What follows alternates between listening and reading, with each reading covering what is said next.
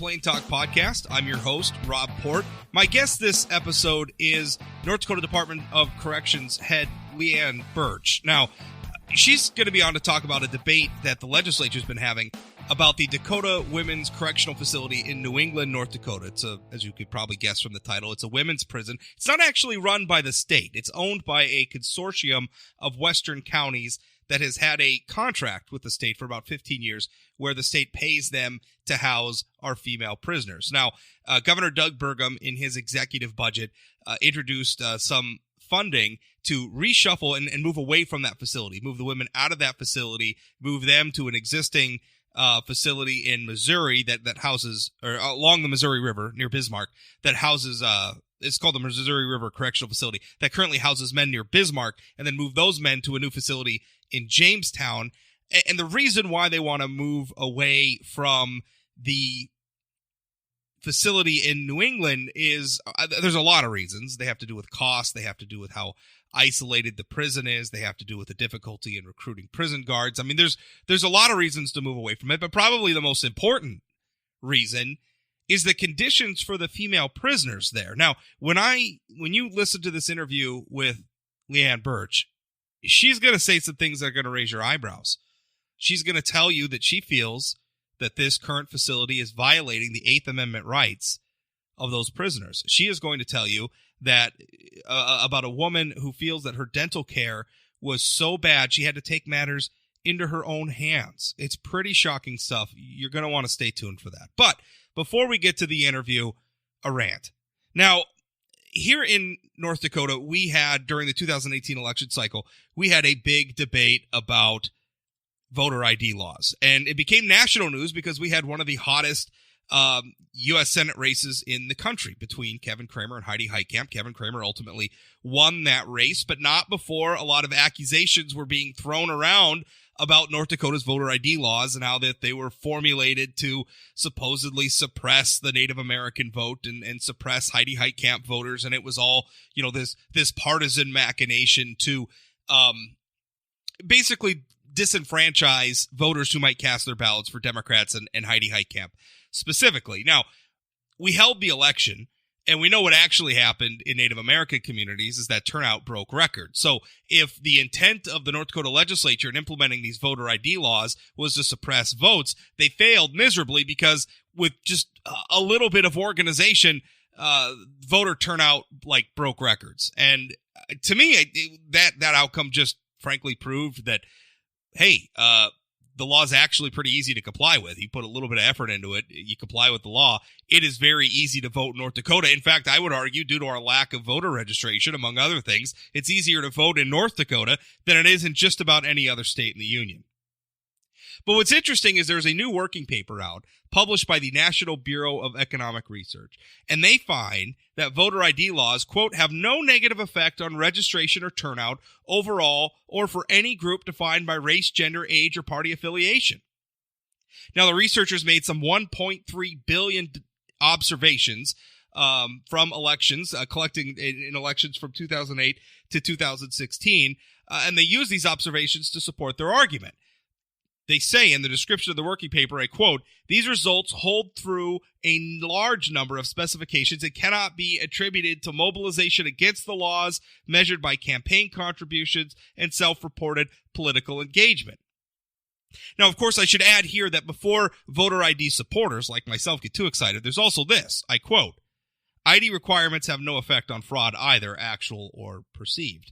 So, I guess the most compelling, usually when we hear people arguing against the voter ID laws, they're talking about voter suppression and these evil efforts to get out and suppress the vote. And it turns out, at least according to this working paper, a lot of that stuff is kind of bunk. In fact, the most compelling argument opponents of voter ID laws can make against them based on this data is that they don't really do anything, or they don't change much of anything, I should say. Now, I would argue that I don't know that we need fraud to happen in order for us to have in place voter ID laws. I mean, listen, in the law are requirements that you have to be a certain age to vote, right? That you have to have a certain residency in our state to vote in North Dakota, right? And you have to live, if you want to vote in a particular legislative district, for instance, you actually have to live in that legislative district. You can't just cross, town, if there's not a legislative race in your district that year, you can't just cross town and vote in the competitive race across town. That's not how it works. And to me, if we're going to have those requirements in the law, that all of those things are true, then we should have a way to verify that. And the easiest way to verify that, at least the starting point, is an ID requirement. But what frustrates me is, again, during the election, we saw all of these national headlines, right? We had these national reporters airdropping into North Dakota, telling us all about how our laws, they're racist, right? And it was taken as an article of faith, right? I mean, it was just reported as fact that the motivation behind North Dakota's voter ID law was racism, that the motivation behind North Dakota's voter ID law was to suppress votes. And I think what we're finding out is, not just from the election outcome, where it turned out Native Americans didn't have that hard of a time voting at all, but what we also found out from this research is that voter ID laws don't even have that effect across the country. So that's the frustrating thing. And I think maybe what it tells us is a little bit of something about the way the media latches on to a narrative, right? Because I really think a lot of the reporting about voter ID laws in North Dakota was about narrative amid the hothouse of an election, amid the hothouse of a extremely competitive U.S. Senate race, and they latched onto a narrative. They knew it would get a lot of clicks, and certainly it was a narrative Senator Heitkamp and her crowd were pushing because it was convenient for them. But the truth, it turned out, was something much different. The other thing I wanted to talk to you about before the interview is the civil asset forfeiture issue. Now, there's been a debate going on in Bismarck. House Bill 1286, introduced by State Representative Rick Becker, Republican from Bismarck, would require a conviction before law enforcement can forfeit, you should hear that as keep, property or cash seized during a criminal proceeding. And it would also put in place some reporting requirements for the way civil asset forfeiture is used in the state. Because right now, it's hard to quantify how often this is happening, how much property is being seized. We really don't know because there's no uniform reporting requirements where we could go to one place and get a report and say, okay, well, here's how much it's being used, and here's how the money's being used and everything else. We just don't have that now. The bill so far, it did well in the House Judiciary Committee. It emerged with an 11-3 due pass. And as I record this on what I'm assuming will be the last day of floor session for the State House before they adjourn for the crossover break, the bill should be coming up for a floor vote. I suspect it will probably pass the House. Last year, a similar version passed in the State House, 50-42. It failed, unfortunately, though, in the Senate without getting a single vote in favor of it after what was a pretty heavy lobbying effort from law enforcement. But whatever happens with that bill, and by the way, we've debated it a lot. In fact, I had on a previous episode of Plain Talk, State's Attorney Ladd Erickson, a prosecutor from Western North Dakota, as well as Defense Attorney Mark Fries. Both men work with the forfeiture laws in North Dakota all the time. They debated the issue. But I think something that the U.S. Supreme Court just did should maybe give lawmakers some extra impetus to push on this issue this year. Timms versus Indiana, it's a criminal case that made it all the way to the U.S. Supreme Court, wherein a man who was ultimately fined $10,000 after being convicted of drug charges saw the state try to forfeit his $40,000 Land Rover. Now, what the Supreme Court has done is they have a unanimous decision, meaning all the justices were on board with this. They held that the Eighth Amendment's protections against cruel and unusual punishment would apply to this situation.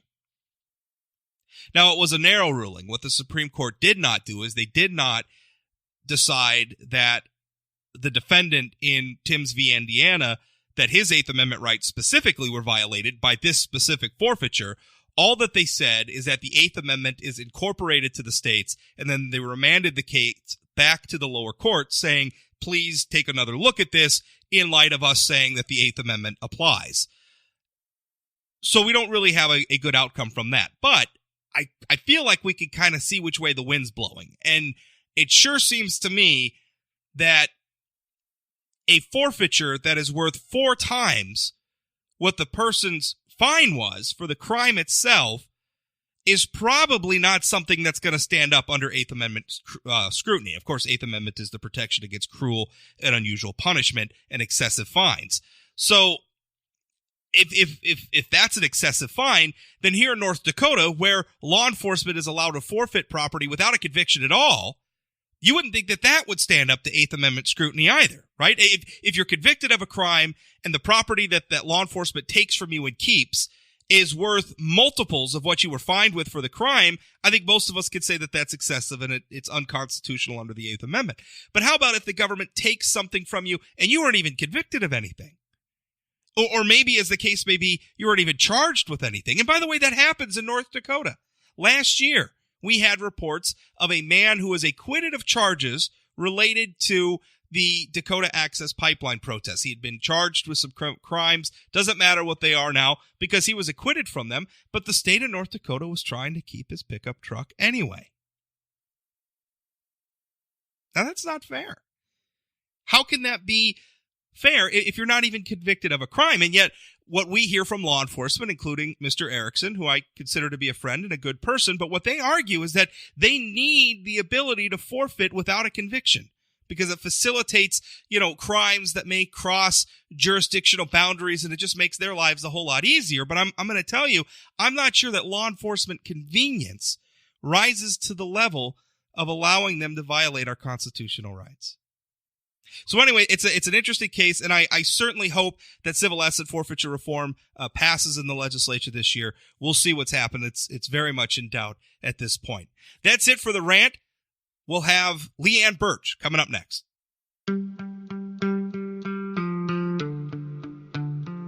This episode of the Plain Talk Podcast is brought to you by Energy of North Dakota. Oil and natural gas from North Dakota strengthens all of America. And through our abundance of talents, innovations, and technologies, energy responsibly produced here translates to worldwide economic stability.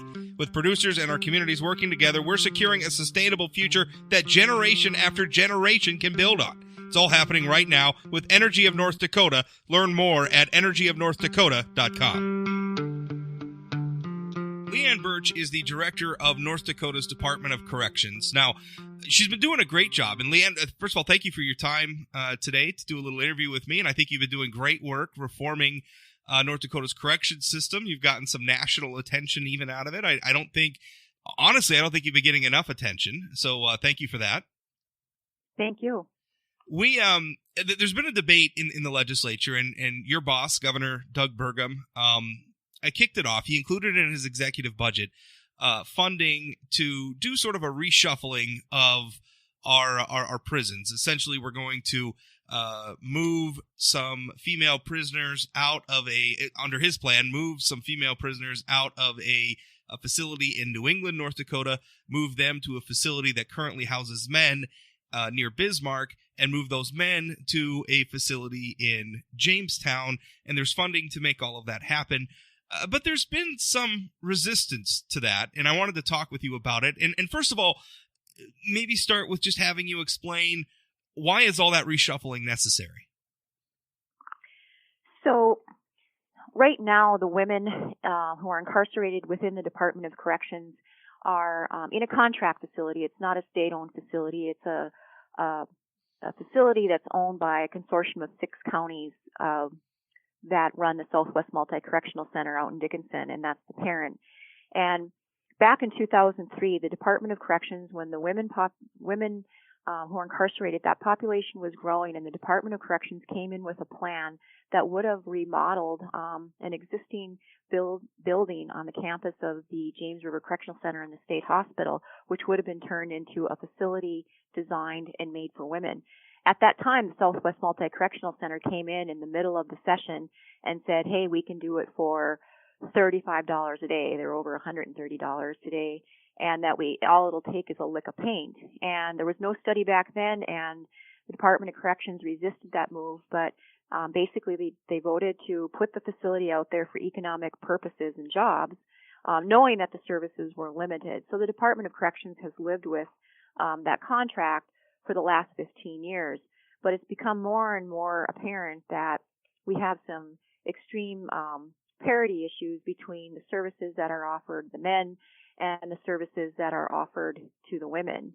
And even if you could just throw money at it and buy all the services for the women, the fact of the matter is that the women are so far away, the logistics of that facility is so far away from their children and their family members, that they don't have the same opportunities to stay connected to their families, which is a huge indicator of future success for women.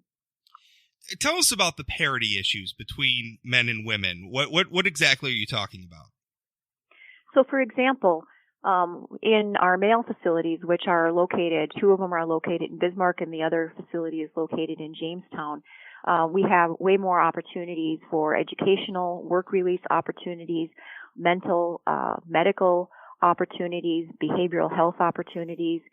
So here in Bismarck, we have a large number of our minimum security men work on work release, but we also have a lot more with even in our maximum security facilities. So for even example, at the North Dakota State Penitentiary, if you have a long sentence, say 10 to 20 years, you still have the opportunities to work in industries, learn a welding trade, learn AutoCAD, learn woodworking, learn anything with industries.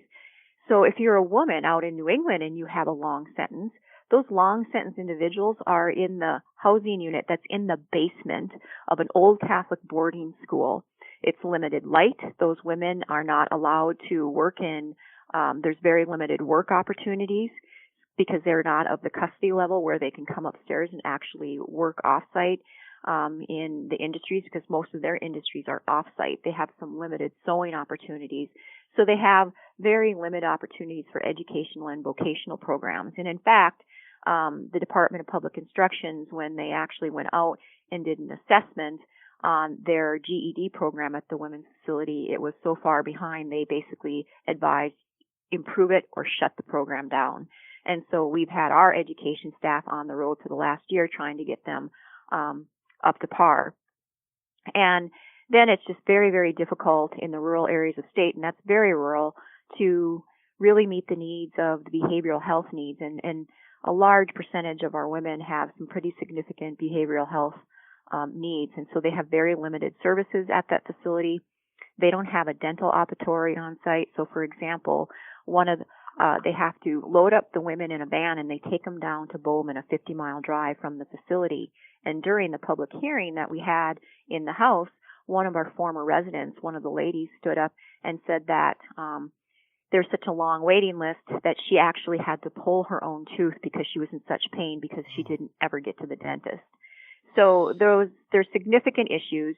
I think that if the state punts and doesn't do something this time, that even before we come back to session, that there'll probably be some legal action started by our existing residents. We've went through that before. I think we're at risk to do that again. Well, I was just going to mention that we've been sued. The state of, when I say we, the state of North Dakota has been sued before because of a lack of parity in treatment between female and male prisoners before. And Right. You're saying essentially we're ripe for that again, barring absent some action from the legislature.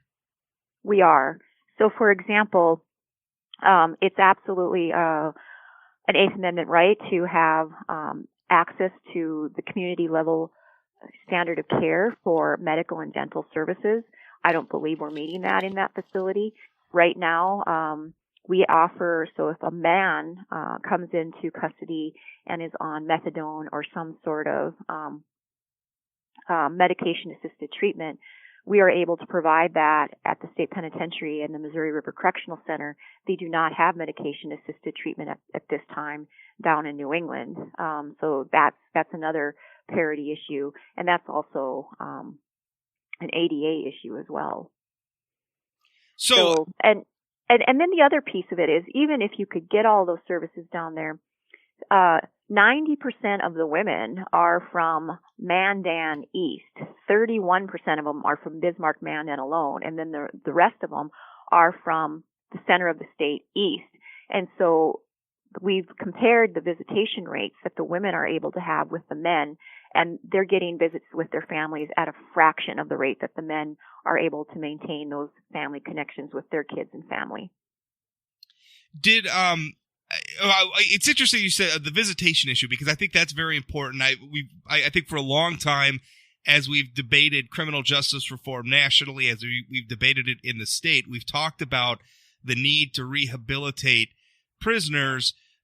An important part of that is them maintaining contact to the positive members of their circle, family, non-criminal friends, people like that, if they're isolated in a facility that is difficult for those people to travel to, they're not going to get that. Now, but one rebuttal I heard to that during legislative testimony on this proposal was that, a lot of these prisoners, they don't want their family, they don't want their children or whoever to see them in prison. So this visitation issue, it's not that big of an issue. It's a huge issue. And in fact, the number one stressor on women in prison is the lack of access to their children. And we know what the research indicates is that parental incarceration is a strong risk factor for a number of adverse outcomes for children. So it's not only just about the women, it's the access that the children still need to have that parent in their life. And if you actually make the facility child-friendly, and if you visited our visitation rooms here at the state penitentiary, down at JRCC or MRCC, we've done a lot to make them family-friendly, and we do a lot of events that make it fun for kids to come visit their fathers. We do pumpkin baking, Christmas decorating. We have movie nights for them. We have a lot of activities that are age appropriate so that it's fun for the children to come visit their parents, and the children really appreciate that as well as the parents do. And it's really, really important for their relationship after. And one of the biggest stressors that women will cite coming out of prison is that they've had so little access to their children while they're incarcerated that they find it difficult to parent them when they do return to the community, which adds a whole another level of stress and probably helps them and really impacts their ability to succeed.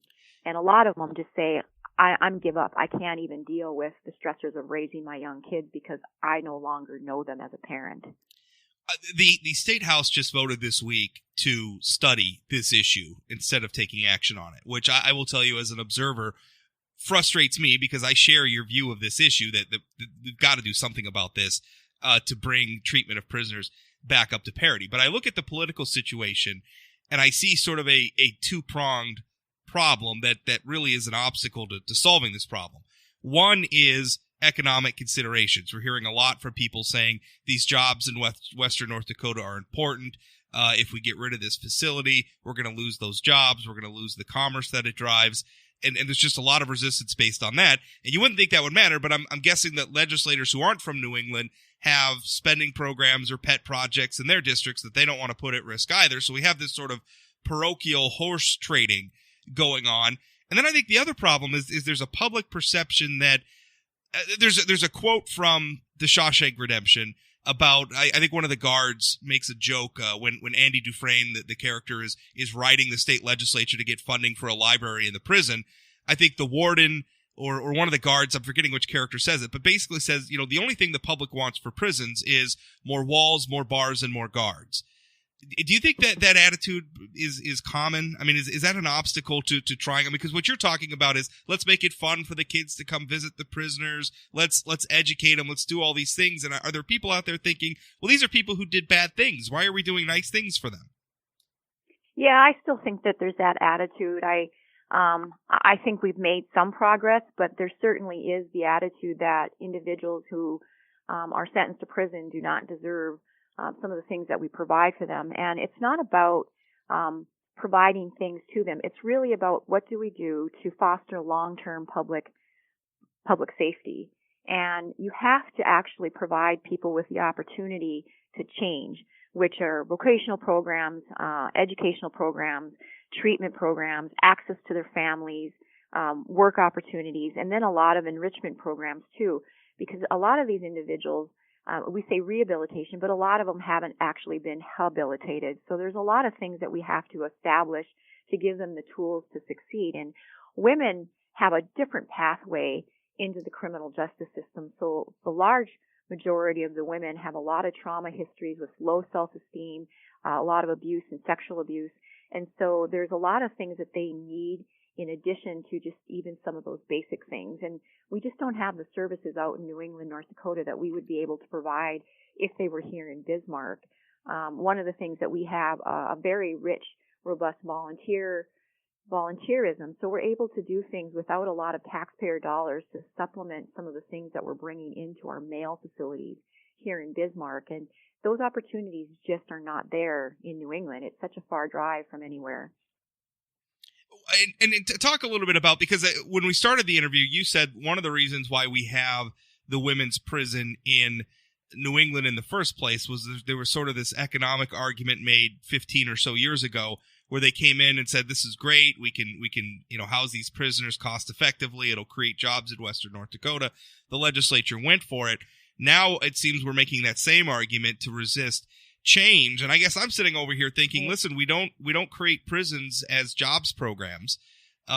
Prisons exist to, carry out the sentencing for people who have broken the law, but then also hopefully rehabilitate them and release them back into the public once their sentences are complete, ready to be upstanding citizens and get jobs and pay their taxes and follow the laws and all those good things. So this economic argument to me is very frustrating.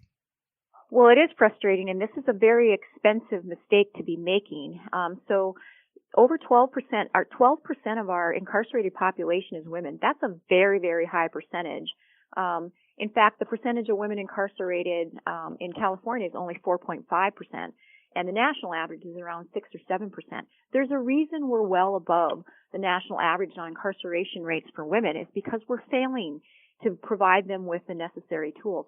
The economic argument is really, really concerning, because if you're really talking about doing something good for taxpayers, we're wasting a lot of state taxpayer dollars on having the women out in New England. I think if we were able to finally do services for incarcerated women correctly, that we would see the total number of women that are incarcerated in our system drop significantly. We would see a lot fewer families impacted by the intergenerational trauma of continued incarceration in some of these families. The economic argument to keep the facility there is really not a viable one. The economics in North Dakota are much different than they were in 2003. Job Service did a study, and there's over 800 open jobs in that area. The lack of a workforce is the number one factor facing economic growth in North Dakota, so there's way more jobs. And in fact, Job Service indicated that they are ready to assist if they would match people up with those jobs, and if their training does not meet the open positions right now, they could offer job training to those individuals. So, and very few people who actually work at the prison live in New England. So over half of them commute from Dickinson, and there's a very robust job market in Dickinson, North Dakota at this time. I agree with all of that. And also just to buttress some of what you're saying, I mean, yeah, is there an economic boon to having to that local area, to having the prison in New England? I imagine that there probably is. It drives some commerce. It obviously drives some jobs. Okay, fine. There's also an economic cost, though, to not serving these prisoners appropriately. A prisoner who doesn't have an adequate GED program and doesn't get that education is more likely to come out of prison and commit crimes. A prisoner who doesn't have connections to their children or their family or their friends and those positive connections to bring them out after this experience in prison, they're more likely to commit more crimes and continue being a drag on society. There's an economic cost to that as well. And we can't just ignore it because, hey, there's some new jobs in New England. Right. And 75% of our incarcerated women are mothers with children under the age of 18. So we're impacting families. We're impacting kids. And that has a huge taxpayer financial burden on the social welfare system. And so a number of these children end up in foster care, a number of the kids end up in the juvenile justice system, a number of the kids end up with some adverse outcomes with their behavior and their mental health problems being so far removed from their parent. So we know what the research says about keeping those attachments even when the parent is in prison, and the women do not have that same opportunity. And certainly throwing more money at that facility is not going to change their geographical location. So right now, the House just turned their version of this bill into a study. Where are we at? I mean, is this issue dead for this legislative session? Nope, this is just the first period of the legislative session. We plan on going forward with the executive recommendation in the Senate, and we'll see how successful we are in getting them to understand the serious needs that we have in our correction system when it comes to providing services to these women. Leann, thank you for your time. Thank you.